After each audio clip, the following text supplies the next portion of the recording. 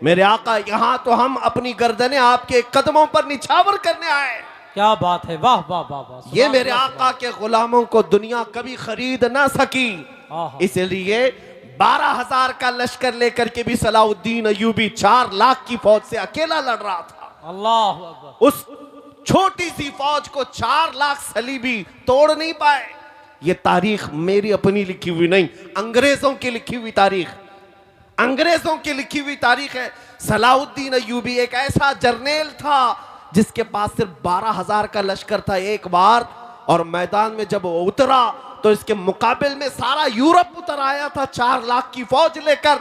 Salauddin Ayyubi ने अपने फौज से यह पूछा भी था कि हम इनके मुकाबले में उतरे या नहीं उतरे। तादाद हमारी सिर्फ 12,000 है, 4 लाख की फौज लेकर आए। जानते हो सलाउद्दीन अय्यूबी की जो फौज थी वो आशिकाने मुस्तफा की फौज थी। वाह। अर्ज किया आपने सिपह सालार से, सलाउद्दीन अय्यूबी से, ऐ हमारे सिपह सालार, रसूल पाक सल्लल्लाहु अलैहि वसल्लम के सहाबा जब गज़वात में जाते थे तो क्या तादाद देखते थे? अगर वो तादाद देखते थे तो हम भी देखेंगे।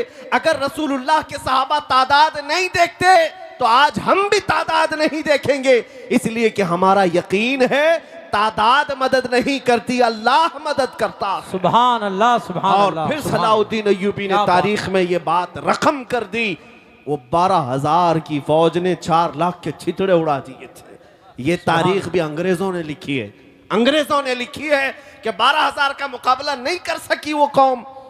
अब मैं आपको ये बात बता दूं, इस जालिम दुनिया को पता है कि तुम्हारे साथ हाथ ब हाथ मुकाबला मुश्किल है, इसलिए तुम्हारे साथ दूसरी जंग लड़ी जाती है। वो जंग यही नशा वाली जंग है जो तुम्हारे घरों तक पहुंचा दी जाती है, तुम्हें नशा का एडिक्ट बना दिया जाता है। इंटरनेट की दुनिया में तुम्हें आवारा बना दिया जाए। कोई एक भी जवान ऐसा ना हो जो मेरे आका के अखलाक के लिए गैरतमंद हो, ये दुनिया ही चाहती। इकबाल ने 100 साल पहले कहा था, ये फाका कश मौत से डरता नहीं जरा। यूरोप यही कहता है, अंग्रेज यही कहते, यहूदी यही कहते। इनका हाल तो देखो, इनको काटो मारो कत्ल करो फिर भी ये जमा होते। कई मर्तबा इनको तोड़ा गया, तबाह किया गया, लेकिन इनकी अजानें अभी भी बंद नहीं हुई, इनके मिंबरों से खुतबे अभी भी खत्म नहीं हुए। जेनोसाइड एक वर्ड है, जेनोसाइड, जाकर चेक करके देख लेना। दुनिया में कई कौमों के साथ ये जेनोसाइड किया गया। जेनोसाइड का मतलब नस्ल कुशी, पूरी की पूरी कौम को खत्म कर देना। अफ्रीका में कई ऐसे धर्म खत्म हो गए, उनकी पूरी कौम को खत्म किया गया। और इस्लाम और मुसलमानों की जेनोसाइड के लिए, नस्ल कुशी के लिए एक बार नहीं 70 बार से ज्यादा कोशिशें हुई। इस पूरे दौर में बड़ी बड़ी ताकतें लग करके कोशिश की हैं।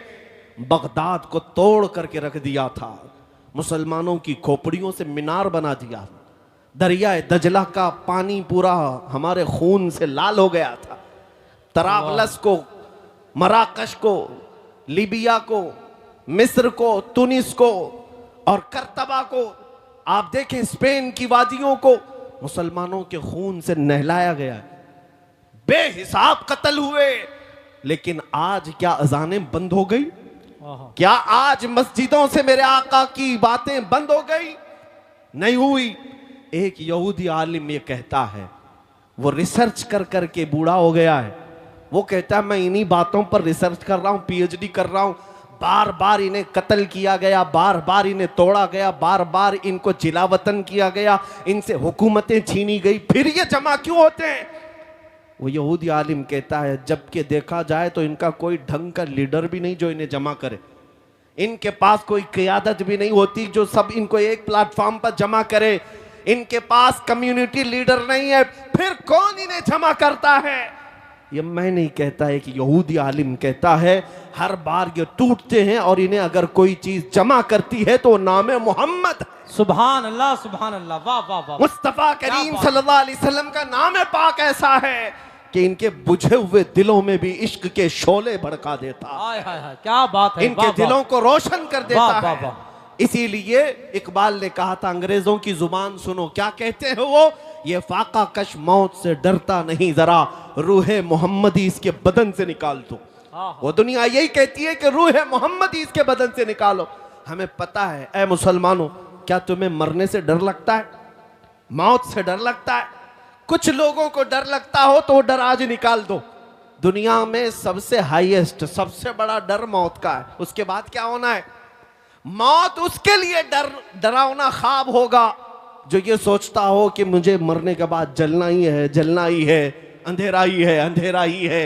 वो मोमिन भला क्यों डरे मौत से, जिसका अकीदा ये हो इधर आंखें बंद होंगी, उधर चेहरे मुस्तफा की जियारत होगी। नारे तकबीर, नारे रिसालत, शहीद आजम कॉन्फ्रेंस, मसलके आला हजरत। अजीजों, क्या अपने जाते हुए जनाजों को देखते नहीं? मैं आपको ये बात समझा रहा हूं, मौत तो आनी है, जवानी में आए कि बुढ़ापे में आए, लेकिन तैयार तुम्हें हमेशा रहना है, तैयार रहना है। लेकिन गुनाहों पर जो आई हुई मौत है उस पर अफसोस होगा, बेहयाइयों पर आई हुई मौत पर अफसोस होगा। कोरोना पे आई हुई मौत का कौन अफसोस करे? क्यों अफसोस करते हो? अगर किसी का जनाजा 4 लोगों में गया है, कुछ लोगों को हमने सुना अरे बड़ी बुरी मौत हुई। नहीं मेरे अजीज, बुरी मौत उसको नहीं कहते, बुरी मौत कुफ्र पर हो वो बुरी मौत है। ईमान पर अगर मर गया और 70 टुकड़े भी हो गए तो वो बुरी मौत नहीं, वो शहादत की मौत है। सुभान अल्लाह, शहादत है, उसे बुरी मौत नहीं कहा जाएगा। क्या बात। जनाजे जाते हुए देखते हैं और सज संवर करके जाते हैं। सुन्नियों के जनाजे तो अल्हम्दुलिल्लाह और सजते, क्या बात है। दूसरों के तो पता नहीं, छुप के चले जाते हैं। लेकिन हमारा हाल ये है अल्हम्दुलिल्लाह, साफ सुथरा कफन पहनाते हैं, खुशबू लगाते हैं मैयत को, सुरमा भी लगाते हैं, जनाजा तैयार होने के बाद फूल भी डालते हैं। कभी सोचा ये क्यों? मरे हुए आदमी को अत्तर की जरूरत क्या है? वो तो कब्र में जा रहा है, आंखें बंद हो गई, अब सुरमा लगाने की क्या जरूरत है? और ये सफेद कपड़े में ढांकने की क्या जरूरत है? बुजुर्गों से पूछो तो ये बताएंगे मेरे अजीज, ये जा तो रहा है कब्र में, लेकिन आज ये मेरे मुस्तफा के दीदार के लिए जा रहा है। सुभान अल्लाह, इसलिए सजाया जा रहा है शबे गौर भी उसी गुल से मुलाकात की रात। इसलिए डर और खौफ निकालो। ईमान वाला बंदा मौत से इसलिए नहीं डरता, इसीलिए ये दुनिया जानती है कि इसके अंदर खौफ मौत का नहीं, इनके अंदर से इश्क मुस्तफा निकाल लो, फिर ये हर चीज से डरने लगेगा, हर चीज से खौफ।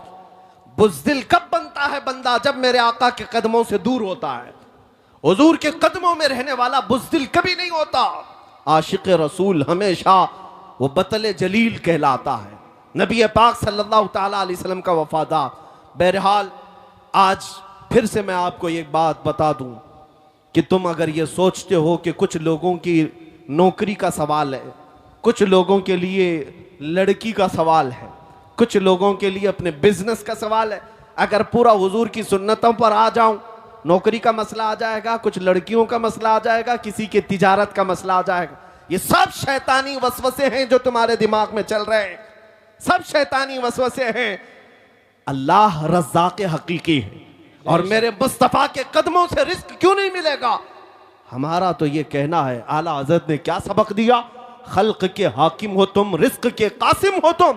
या रसूल अल्लाह, जो मिला तुमसे मिला, तुम पे करोड़ों दुरूद। क्या बात जब है। तुम्हें पता है जो कुछ भी मिलना है मेरे मुस्तफ़ा के सदक़े में मिलना है, तो फिर ये शैतान जो तुम्हारे दिमाग में डाल रहा है हुजूर की आदतों पर, हुजूर के अखलाक पर आऊंगा, दुनिया छूट जाएगी, दुकान बंद हो जाएगी, लड़कियां छोड़ जाएंगी। अगर ऐसी छोड़ती हैं तो छोड़ जाए, जो तुम्हें नबी पाक की सुन्नतों पर कबूल कर ले, इंशाअल्लाह वो यहां पर भी साथ होंगे, आखिरत में भी साथ। सुभान अल्लाह, सुभान अल्लाह, क्या बात है। हाँ, एक बात याद रख ले और ये बात भी समझ करके चलो, आज के बाद कल परसों जब भी मौत तो आनी है, मलकुल मौत रोजाना तुम्हारे इंतजार में है। जब वक्त खत्म होगा रूह खींच लेंगे और तुम्हारी आंखें बंद इतने बेयार और मददगार हो जाओगे कि दुनिया तुम्हें उठाकर कब्र की तारीक वादी में छोड़ आएगी। तुम्हें पता है, उस ऐसी तारीकी में छोड़ आएगी जहां तुम पुकार नहीं सकते, किसी को बुला नहीं सकते। एक हदीस मैंने पढ़ा, हुजूर फरमाते हैं मैयत को सबसे ज्यादा शौक या हसरत किस बात की होती है जानते हैं? कब्र में जाने के बाद मैयत ये चाहता है आप भी चाहेंगे, हम भी चाहेंगे। मरा हुआ आदमी कब्र में जाने के बाद सबसे ज्यादा इस बात की ख्वाहिश रखता है कि मेरे रिश्तेदार, मेरे दोस्त और अहबाब थोड़ी देर मेरी कब्र के पास बैठे रहें। वो जब तक बैठे रहेंगे उसे दिल का करार होगा, उन्स होगा। ये हदीस में है। लेकिन बैठता कौन है? सब छोड़कर चले आते हैं। करीबी दोस्त भी मिट्टी डालकर जल्दी से कब्रिस्तान से वापस घर आता है। अपने बाप का जनाजा ले जाने वाला बेटा भी तख्तियां बंद करके कब्र की मिट्टी डाल करके जब घर आता है, मैयत पुकार रहा होता है, उसे सब चीजों की खबर है। लोगों के चलने के चप्पल की आवाज तक मुर्दा सुनता है। लेकिन इतनी तारीक कब्र, हाथ उठाओ तो हाथ नजर ना आए। और ऐसे दफन करके आते हो, ना एक तकिया देते हैं, ना एक बोरिया, ना एक चादर, और ना कब्र में कोई रोशनदान सुराख, कुछ नहीं। ये बातें मैं क्यों कह रहा हूं? तवज्जो, जब तुम अपने दोस्तों को भी जाते हुए देखोगे, तो मैं दफन करने वाला बेटा भी जाते हुए देखोगे।